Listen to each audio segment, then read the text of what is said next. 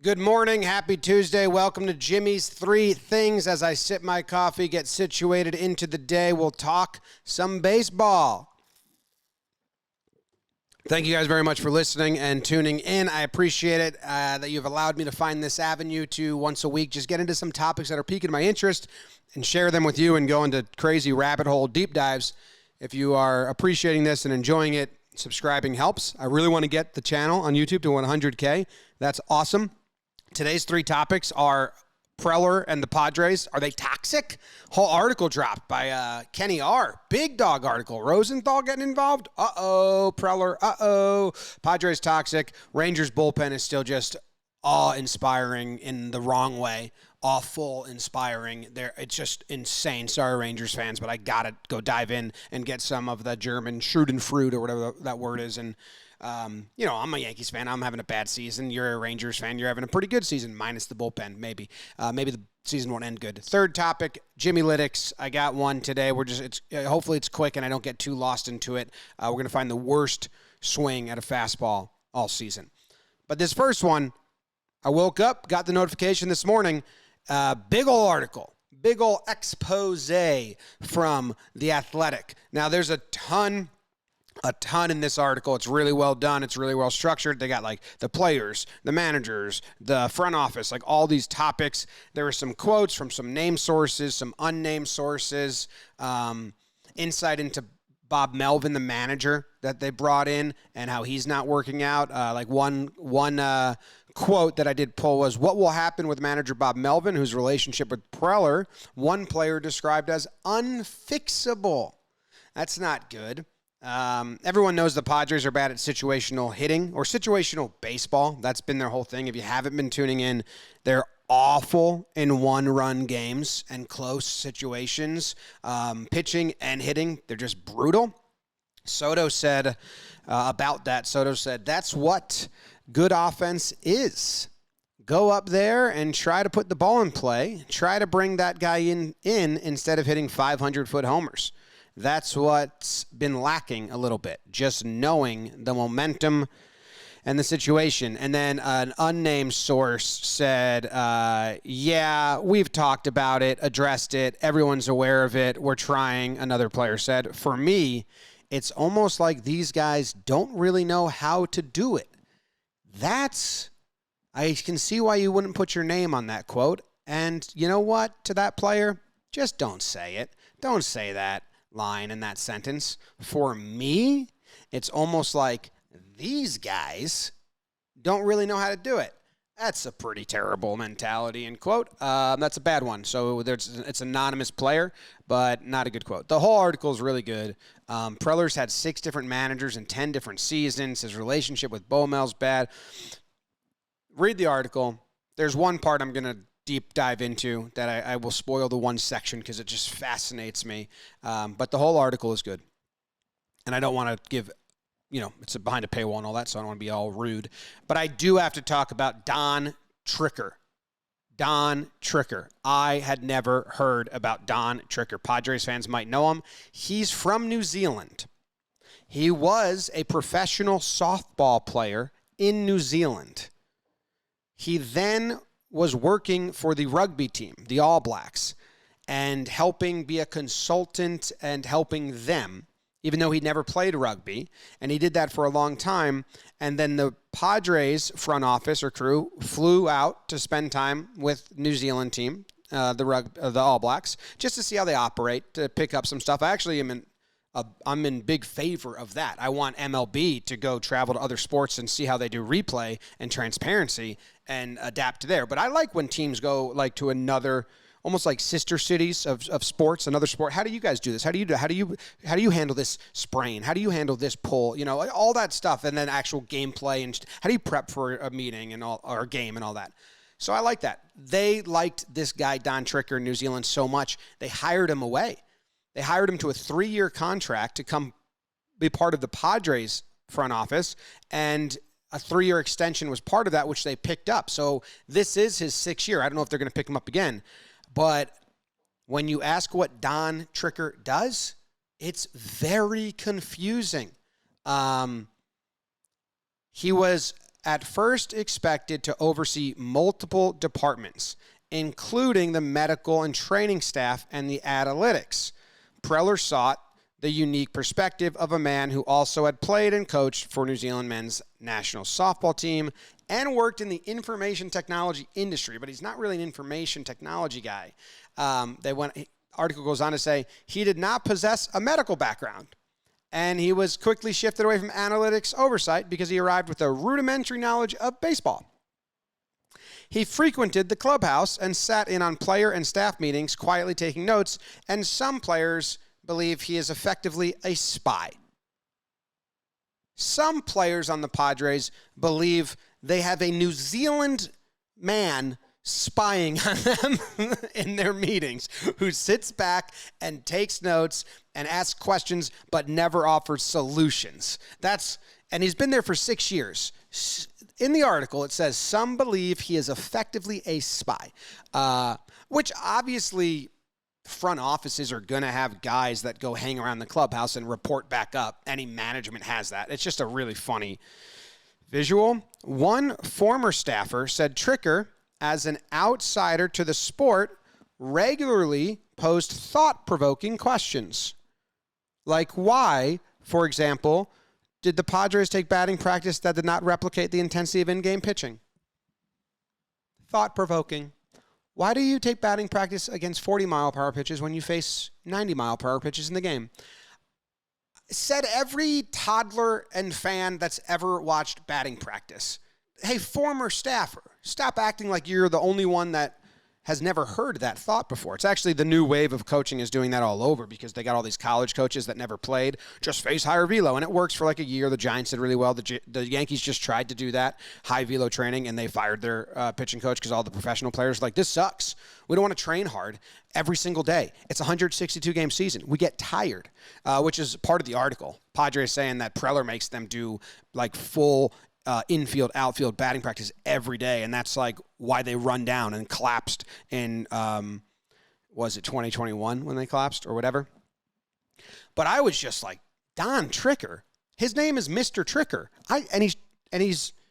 He's I don't want to say tricked his way into these jobs, but maybe, because when you go through all the old articles, like I was going through all the old articles when he got the job, former professional softball player, worked for rugby, and then the Padres. Here, this is an article I found, newzealand.com.New Zealand. I don't know. Don started with us officially as a high-performance manager in 2010, but in reality, he had been involved with us for some time as a highly regarded performance consultant. This dude's a consultant. I mean, and consultants are good, and they exist. Usually you can hire them, on a, come in and audit us and give us some advice, not be around for 6 years straight. Here's another article from 2017, back when he first took the job to move from New Zealand to San Diego and be with the team. I said it was very humbling. It's a big decision. But there was one quote in here that I liked because it was like the same quote that I found in every article when people said, what do you do there? My role is to bring different thinking to a talented group of individuals that will enhance the performance of the Padres. I want to put them in a position to be serious contenders, but it's not going to happen overnight. Tricker was working in the IT sector when he was coaching the Black Sox and said he was a self-reflector who likes to ask the right questions. That's everything I found when he describes his job, is just asking the right questions. Another article here, another New Zealand article. Tricker is in charge of overseeing anything that touches the athlete, including medical support, but he's not a medical doctor, and also works at the coaching level, but he's never played baseball and had a rudimentary knowledge of it, which requires close liaison with Padres manager Andy Green, who's not there anymore. So this guy is basically, listen, consultants are good, and I'm going to get to some bullet points of actual tangible stuff, but for a while I was reading this and I was like, is Don Tricker just a toddler? Like he just walks around and go, why? Why are you doing that? Why? Why he's not playing? Why is he playing hurt? It didn't really make sense. Every article was like that.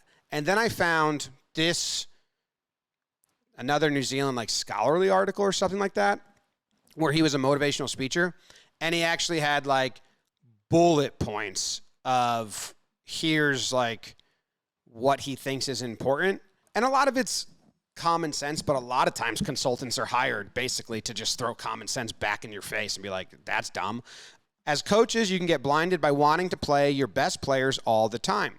But the best players not operating at 100% are not better than the players who are playing or the worst players that are playing at 100%, obviously. You know, Trout at 80% might not be as good as Renfroe at 100, back when Renfroe was having a good year. Just a name that popped in my head. Right now, or most of the times, that's a bad example that I just used. But you get the philosophy. So that's that. He also wanted to create an environment where you think about the athletes' families and their significant others just as often, because athletes don't make decisions alone. No one is irreplaceable as long as you have a succession plan in place. Like, I like all these bullet points. And they can come off as platitudes, but actually, like, you know, you have to implement them and really think about them. But they've had this New Zealand guy walking around their clubhouse for 6 years. Just his sole job is to ask why. He works with the medical staff, but he has no medical degree. He works with the analytics department, but he rudimentary understanding of baseball. The players think he's a spy, and all he does is ask why. And then the players said that when he came, he was supposed to make all these like good changes to the mentality and the message. But then they think Preller just kind of like smashes that. Yeah, right here. According to multiple members of the baseball operations department, Tricker originally said he hoped to get employees more time off to spend with their families. However, those employees said such assurances gradually disappeared while Tricker's boss exerted his influence throughout the organization. And then there's quotes about this that go on to say more stuff along the lines of that this is what Preller does. He hires a lot of different voices. They have like 4 hitting coaches. Schultz from the Cardinals, who got fired from the Cardinals, is with the Padres as like an instructor of like youth or something like that, but he's in uniform, which is not normal. And then they say Preller on the outset hires all these voices because he knows it's a good strategy, but when push comes to shove, he just reverts back to what he knows, which is work hard, practice hard, work hard, nose to the grindstone, which is too much pressure and all that. And there's a lot of other stuff in the article, but Don Tricker, hell of a job getting some awesome jobs by asking why. You know, should I be a consultant? And then a company brings me in and I just walk around the room and I go, why do you do that? And they go, oh, shit, Jimmy. That's thought-provoking. You know what? Shit. Guys, why do we do that? Maybe he's right. Maybe there's a better way to get that done. Jimmy, do you have any ideas on? No, I just lead you to, this is great. I've done my job. You guys now see the flaw. It's up to you to change it. All right, thanks. Actually, do you want to be hired full-time, 6 years? And you want me to just do what I just did? I just go around, I see stuff, I say why? All right, badass. So good job by Don Tricker. It's a great job by him, actually. Moving on to the next thing, the Rangers, they were on my 3 things earlier in the year, or like August 29th. Damn, August 29th, I was talking about their bullpen and how they had more blown saves than saves. Man, tweet from Evan Grant here. They're 3 for 16 in save chances since August 13. Holy shit. Look at their game log. This is their pitching log.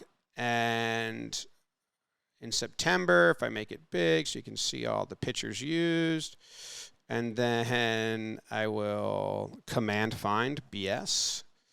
Oh, let's go back down to September. Well, 3 blown saves into September. Do they do like blown loss for other ones? Oh my God! Look at all the blown losses in that had to be August as I'm scrolling down. So 2. And then I went to Baseball Savant, one of my favorite sites, and what I did was I put in the in the queries, I did, okay, regular season game from 2023 since August 30th, so since the last time we did this. The Rangers, or no, not the home team. Batting score difference. Okay, I'll do batting score difference because I want the Rangers to be the pitchers, whether they're getting the save or not. -1 to -3, or is that -3 to -1? So, yeah, so the batting team is losing by 1 run or 3 runs. The Rangers are the pitching team, and we have the go-ahead run at the plate, go-ahead run on base, tying run at the plate, tying run on base, whatever. It's a close game. I could probably take that out. And then I have all, like, no outs. So the at-bat ends in a hit or a walk or something. Let me see if I did this batting score difference. I've never used that one before. Oh, shit. We have 1, 2, 3, 4, 5, 6, 7, 8, 9, 10 games since August 30th where this has happened. And so many different pitchers. It's crazy. Jose Leclerc here in the bottom of the 8th, facing, oh no, Pete Alonso hit a single, and then DJ Stewart homers. I mean, don't watch this. No way. Just threw the infield single for Alonso. And then let's see, DJ Stewart from the left slot. Follows it up with first pitch homer and pimps it. That was a 5-3 game that the Mets tied up. Damn. All right. 2 days later, Brock Burke came in. He gave up a single to Carlos Correa. It was a 1-0 game. Rangers were winning. Correa with a bloop single to center. And then the next batter is Luplow, and he goes outside fastball down the line. That's a 2-run homer. That blows them the lead. Oh, my goodness. 2 days later, we have, what was this, multiple blown saves? No way. It is. 2 days later, we have the top of the 7th inning. We have 3 singles to score a tying run. And then in the 8th inning, another single. So Brock Burke and Jose Leclerc. Oh, kind of rhymes. Rangers up 5-4 in the top of the 8th, 2 on. So it's a lot of singles. That was September 3rd. September 4th, another game. Glenn Otto this time gives up a single, then a homer. That seems to be a sequence. All right. Then 5 games later. So September 4th to September 9th. That's a nice jump. They made it. Maybe they just lost big, but shit, man. Chapman got him this time. Top of the 7th inning, Zach Gelof homers off Chris Stratton. It was a 2-0 game. There's a runner on second, and the A's hit a 2-run homer to tie it. So Bullpen loses it. Then they retake the lead. Do they hold him in the 8th? Yeah, I think they hold him in the 8th, and then Chapman comes in the 9th and walks. Oh, you know what? I think they hold this one down. I think Chapman walks too, but they get the save. Oh, shit. Good. But that was scary. That was scary. This one looks like that was good too. September 11th. Dane Dunning gave up a run on a sac fly, but maybe this one wasn't bad. They're up. Okay, so they're up. They're up 3. They just allowed 1 run. So even when they're getting the job done, it's a little shaky. 3-run games become 2-run games. 2 walks in this one. I don't think that hurt him. Good shit. The 16th, this one looks bad. This one looks bad. Bottom 7th, Quan singles. And then the 8th inning, we have a single, a double, single. That one looks bad. And then last night against the Red Sox, they intentionally walked. Or no, yeah, they intentionally walked Devers to bring up Ref Snyder. Oh, it's not available yet. Ref Snyder against the lefty, which is just crazy. So the Rangers are having a really rough go. Okay, let's go back to my favorite website, Baseball Savant, and I put in a bunch of stuff here to find the worst swing and miss at a fastball, 4-seam fastball. So pitch type, fastball, pitch result, swing and miss, or we'll take foul tip out. So just swing and miss.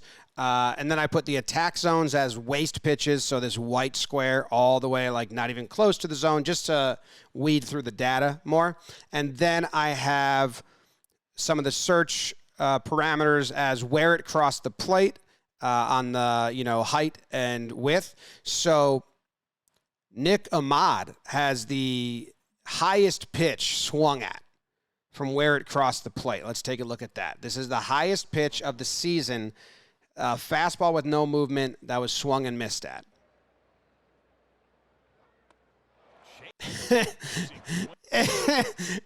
Watch this. Okay, so it's super high, as we know. We got lady in the front row on the left cheering, little fist, and then watch. Okay, so it's like above his head, and it's almost like a protect swing. You think he's gonna hit him, or it lit up his eyes. Watch the grimace on the batter's face. Afterwards, Nick Ahmad is like, so right there, watch the batter. Oh, that was dumb. Now watch the pitcher's face. What was that? And it was strike 3. Okay, so that's the highest one. Let's go take a look at the second highest, which is CJ. And I should say the pitcher there was Brandon Williamson for the Reds. Is that what that game is? Yeah. Okay, now let's go look at the second highest one. So that was 5 feet high, 5 feet, 5.04. This is 5.03. So it's just a little lower. And this one is Nick Pivetta pitching to CJ Abrams. Watch it in full speed once. Oh, my goodness. Okay, I actually think this one's worse because he was nowhere near the ball. At least Ahmad was kind of close to the ball. And this is an 0-1. And Nick Ahmad's was a 2-strike pitch, so he's a little like in protect, just make contact. This is an 0-1. High and away, above his head, and he's taller. And it's a check swing that's a foot lower than the ball that he can't hold up. Oh, boy. Okay. All right, so now those are the only two that are 5 foot high and swung at. Let's do the other axis. So this, Brandon Lowe has the one that is 2 feet to the right, or is it going to be to the left? Let's see. And again, just a fastball, no movement here. It's actually to the left, so inside. So lefty on lefty, so this is way in. Oh, yeah. Way inside, a 2-1 pitch. And maybe the pitch before that was something that broke in or something like that, and then that one just stayed straight. Maybe I'll check that out in 2 seconds. That's the only one that's 2 feet off the plate when you're looking at home plate to the pitcher's left. And there's none that are 2 feet off the plate the other way, but Elvis Andrews has the furthest the other way, so it would be inside to a righty. Oh, no. Oh, yeah, inside to a righty. Oh, did that hit him? This is Oviedo pitching. Oviedo hit Acuna recently. So that hits him in the arm, but he swung. Oh, that sucks. Las Diaz calls swing. 99, hit him in the arm, swung. I want to go look up Anthony Banda to Brandon Lowe on April 3rd. Let's just go look up that at bat. Anthony Banda. So we're going to go pitchers, Banda, batters, Lowe, and then I don't know how many times they faced each other. Looks like just one at bat. So one at bat. All right, so let's see if Lowe swung at that ball that was 2 feet inside. No movement, nothing. Let's see if he was set up. The first pitch he saw was a slider. No thoughts, just don't kill me. So that does go inside and darts away for a ball. The next pitch he sees is another slider. Ooh, that didn't have that much bite, but it stayed inside, but it moved a little bit. The next pitch is a fastball. Oh, that's a nice. Oh, he wants that one back. So he is doing what I thought. He's working off the fastball, and then he goes fastball way inside, and that's where he swings at. So maybe he thought slider was coming again, or he's just geared up like, that ball's going straight. I know where it's going. Maybe I can make contact. The at-bat ends. Oh, that's nasty.